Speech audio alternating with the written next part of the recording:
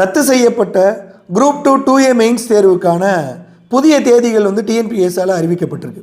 அதன்படி 15/3/2026 மார்ச் 15, 2026 அன்னைக்கு காலையில், ஞாயிற்றுக்கிழமை காலையில் பார்த்தீங்க அப்படின்னா குரூப் 2A மெயின்ஸ் தேர்வுக்கான பொது அறிவு பேப்பர் நடக்கும்.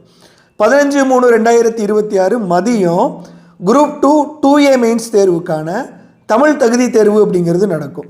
ஸோ மார்ச் 15, 2026 ரத்து செய்யப்பட்ட குரூப் 2 2A மெயின்ஸ் தேர்வுகள் வந்து நடக்கவிருக்கு. இப்போ இதற்கான ஹால் டிக்கெட் பார்த்தீங்க அப்படின்னா 28/2/2026 உங்களுக்கு வந்து பதிவேற்றம் செய்யப்படும் சொல்லியிருக்காங்க. அஸ் யூஷுவல் நீங்கள் வந்து உங்களுடைய OTRல போய் டவுன்லோட் பண்ணிக்கலாம்.